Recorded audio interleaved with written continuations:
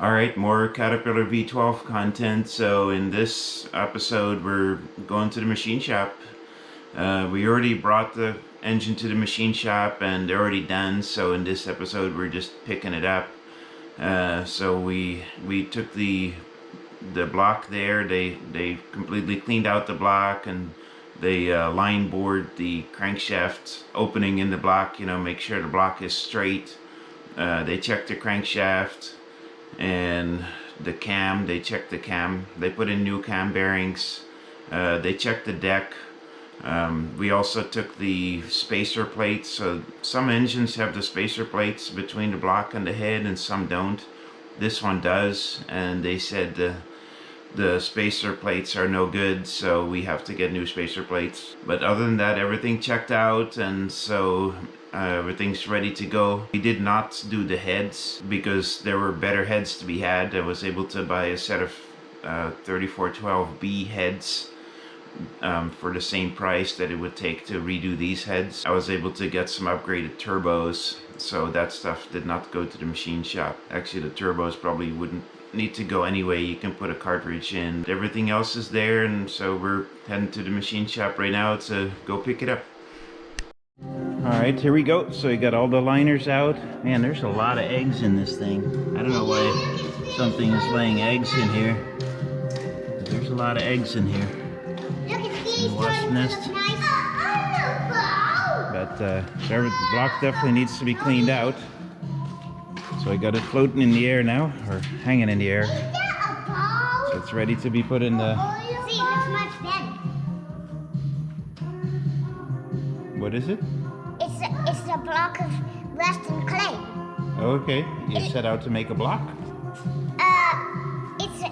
Right now it's a block, and then I can make something out of it. Okay. And then I can heat it, and then it'll... Maybe you can make a big piston and fit one of the cylinders. Oh yeah! How about that? I don't think... Look, not even this block is... Yeah, you need a big block. A very big block. Yeah. That is Look at all these cylinders, huh? That is a bunch of That- blocks, a bunch of huge There's a whole bunch of cylinders here.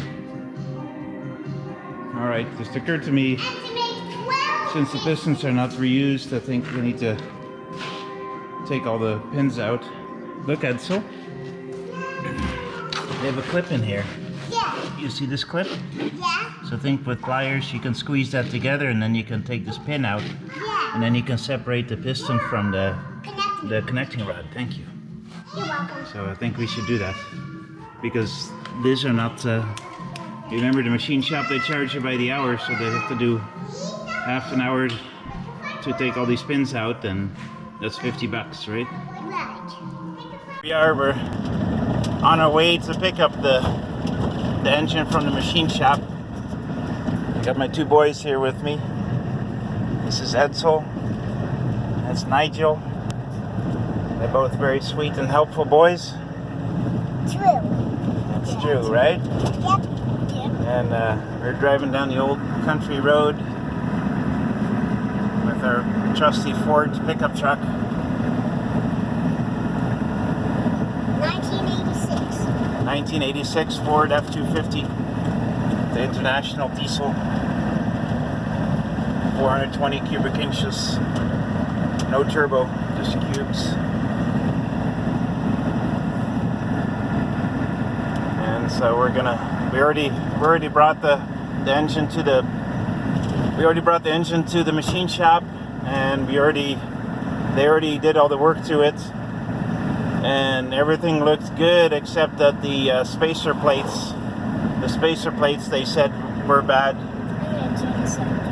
I think that's why they would say to do the liner protrusion on the normal Cat engines that don't have the later ones that don't have the spacer plates. You need to check the liner protrusion because the block can wear down.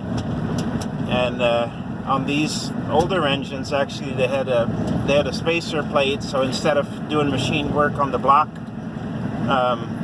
you replace the spacer plates. So that way it's a consumable, and you don't have to do machine work on the block, similar to like how, say, a lot of blocks have liners in them instead of like having to machine the cylinders out of the block. You can replace the liners. So These old 3412s had a spacer plate that's replaceable. Anyway, the machine shop mic'd it, and they said it's not exactly flat, and you know, maybe technically you could machine it to be flat, but it's you know, it's like I say, it's a consumable. So I ordered 2 new spacer plates. So that's $700 for 2 of them with shipping. And yeah, I ordered the in-frame kit. Oh, another old pickup truck, Chevy. Oh yeah, I saw it. Driving down the middle of the road, Chevy. So yeah, I bought the in-frame kit, and I bought the gasket kit. So that's altogether about $2,000. Sorry, about $4,000 for the in-frame kit and the gaskets. I think I might have bought it just in time, because it seems like the manufacturers, they really jumped up the prices on the kits recently. Because even this kit, I called the manufacturer. This is the Costex tractor parts one that I bought, which is CTP. And I called the manufacturer, and they said their list price is $3,200. And I bought it for $1,700, you know, from a distributor that probably still had it in stock. I'm pretty sure once their stock runs out, they're gonna bump up the prices. And we don't like that. So anyway, nothing about this engine is cheap anyway, so we don't need to have 50% price jumps.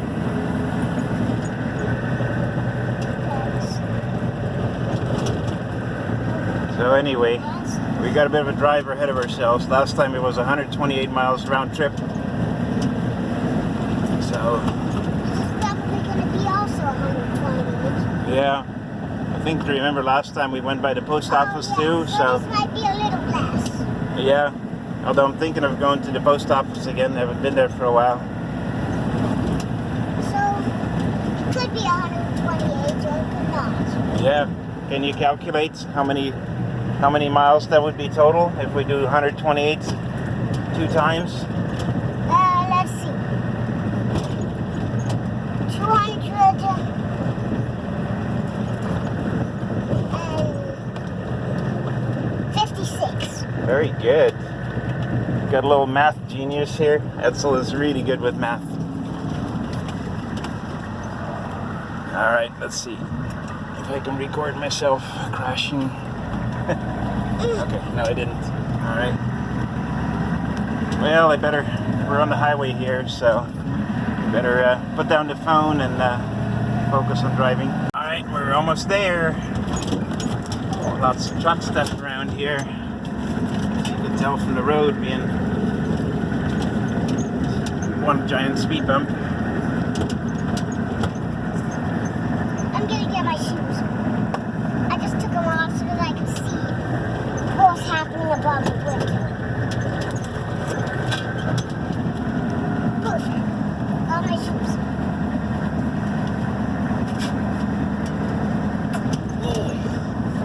There it is. There it is. Yeah. And the gate is open. They said they'd be here all day. Today, tomorrow. 5858. Yep. Yep, there we are. 58, I 58. think we'll just drive right to the back, right?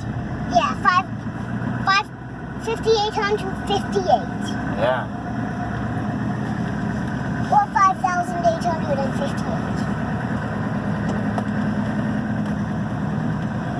56, 78. Hey, you see that truck that has a crane on the back? Oh yeah. Actually, you know, I got that other old Ford F-250. Uh-huh. I got a flatbed on it, right? That's sitting on it loosely. Yeah. And I actually got a little crane like that I wanted to put on it. That way, like if you have something like, say, this engine block, right? You can actually, pick Lift it up. on and off. Yeah.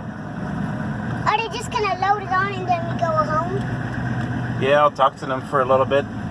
Meanwhile, I'll go look in the junk bin for more pistons. Yeah, they got a lot of pistons and things here. Me too.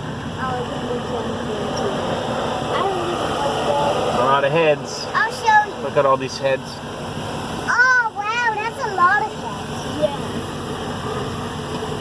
Dad, could you unbuckle? Yeah, I can unbuckle you. That looks like an old school Yeah, Thomas. Probably 80s, maybe 90s. Yeah, it's not a real old one. Yeah. I think it's an 80s. Alright, let me go. I need to use both my hands to drive in here without driving in over somebody's engine block here, so. Is this our crankshaft? Okay. Wow, that looks pretty shiny. Yeah. Yeah, that's very shiny. Where's the cap? Yeah, let's ask him where the camshaft is. Better not forget any pieces. What did you say the cap was? I don't know.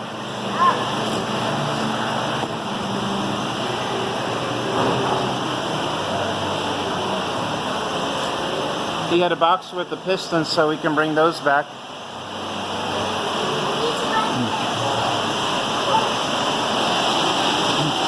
I was thinking of, you see I made this little cradle here. I was thinking we can lay the camshaft in here. Sorry, the crankshaft in here. We'll put a blanket in there, and I can screw this down to kind of hold it in place. And then we can set the engine block behind it. You see, I put just some plywood down here that it doesn't go through the pallet. Okay.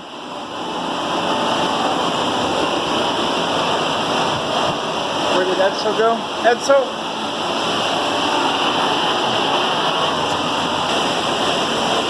So now my dad's getting, sorry for the noise, but now my dad's getting, as you can see, look, there's the engine.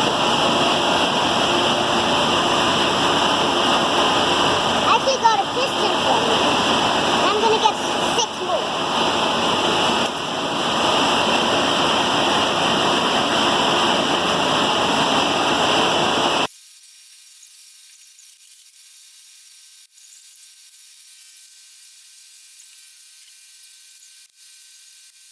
Alright, we got the crankshaft in. It's nice and tidy, not going anywhere. Just kind of wedged between these blocks.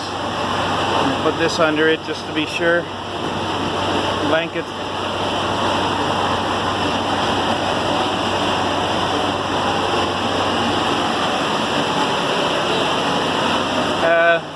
The camshaft still.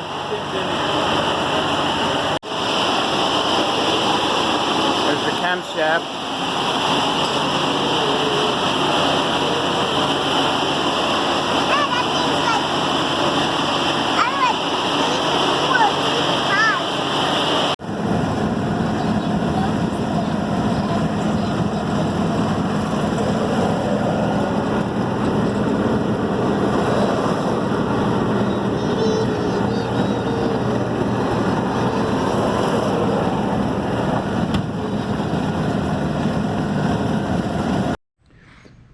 Alright, here we go. We got the block back from the machine shop. They did everything on it. They checked the head surfaces. They line bored the crankshaft opening, you know, this stuff, and everything looked good. They said there really was no issue with the block. They put new cam bearings in. They checked the deck surface. The crankshaft's good, so we can just get standard bearings for the crankshaft. Alright, here we go. I'm taking a video. What do y'all think about the engine so far? I like it. Me too. Is it pretty? Yeah, it's bright yellow. Yeah. Hey Dad, did it used to be this color or was it just black? No, it used to be that color. It used to be yellow. You see, here's one of the original parts. So you can hold the collar next to it. Try to see to do it without getting it dirty. Did you paint that or did you? No, this is original from the engine. Yeah, Dad didn't paint that. So it's a similar color, right? Yeah, it's nice. So, This paint that I used, it's meant for engines, and it's called Caterpillar Yellow. yeah, you told me that. Yeah, it's like Caterpillar. Yeah, but Even the shoes that you were wearing last night were from Caterpillar. right. Yeah, I got some Caterpillar shoes.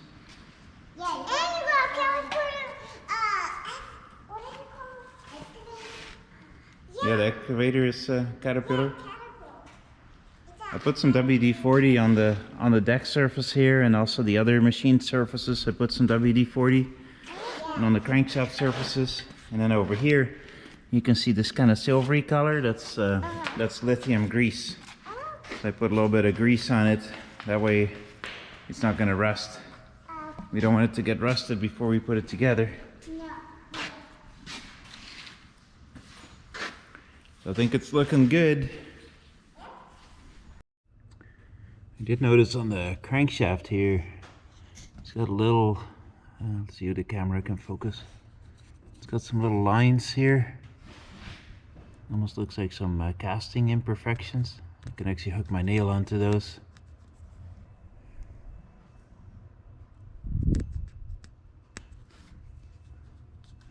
Might have already been that way when it was new. I didn't notice it before.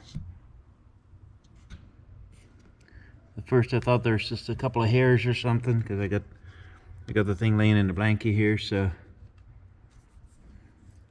I thought it was a couple of hairs laying on it, but it actually has some lines in there. I don't know what that is, but I don't think these crankshafts are that prone to breaking. I think it's more the 3408 crankshafts that are prone to breaking at the rod journal, but I think this is the main, so it's probably something that this thing has always had, and hopefully it doesn't cause me any issues.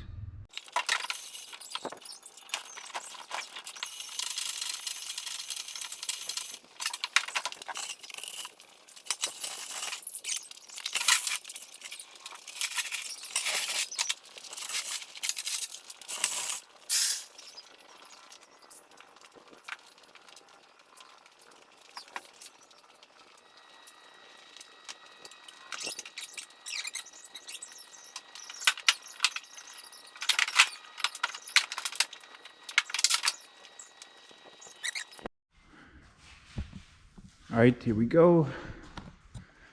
I sprayed the crankshaft with a light coat of grease. And at least it's not gonna get rusty while it sits here for God knows how long until I'm ready to work on it.